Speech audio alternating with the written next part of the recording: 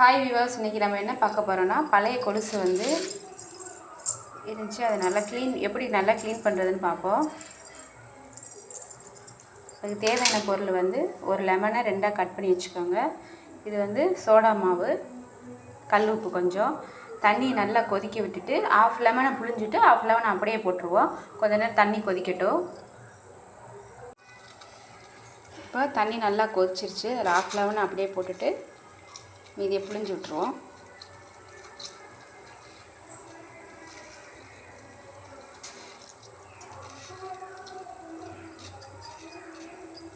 நல்லா தண்ணி கொதிக்கட்டும்.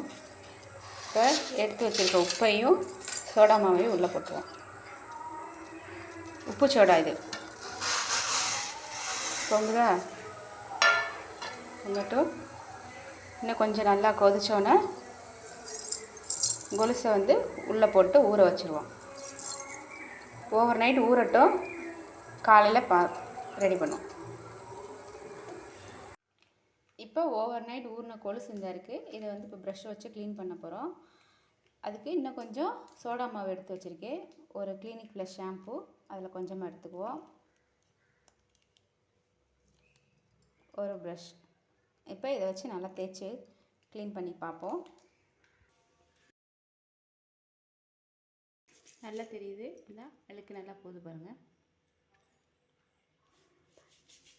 அழுக்க காட்டும் பாருங்கள். எந்த அளவுக்கு அழுக்குதுலேருந்து போயிருக்கு. ப்ரஷ்ஷை பார்த்தாலே தெரியும்.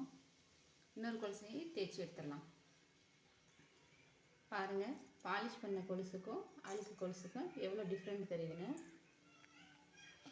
இப்போ இந்த கொலுசையும் க்ளீன் பண்ணிடலாம். இது வந்து செகண்ட் கொலுசு. இதில் எவ்வளோ அழுக்கு வந்திருக்குன்னு பாருங்கள். இப்போ 2 கொலுசையும் கழுவிட்டு எப்படி இருக்குன்னு காட்டுறேன். இப்போது க்ளீன் பண்ணோன்னா கொலுசு எவ்வளோ பாலிஷ் ஆயிடுச்சுன்னு பாருங்கள். எல்லோரும் ட்ரை பண்ணி பாருங்கள். நான் முன்னாடியே காட்டியிருப்பேன் இந்த கொலுசு எவ்வளோ அழுக்காக இருந்துச்சுன்னு. தெரியுதா? ரொம்ப நீட்டாக சூப்பராக எல்லா அழுக்கும் போயிடுச்சு. ஜஸ்ட்டு 4 இன்க்ரீடியன்ட் தான். மேக்ஸிமம் நம்ம வீட்டில் வச்சுருக்க திங்ஸை வச்சு நீட்டாக க்ளீன் பண்ணலாம். ட்ரை பண்ணிவிட்டு கமெண்ட்ஸில் சொல்லுங்கள் எப்படி இருந்துச்சுன்னு. தேங்க்யூ.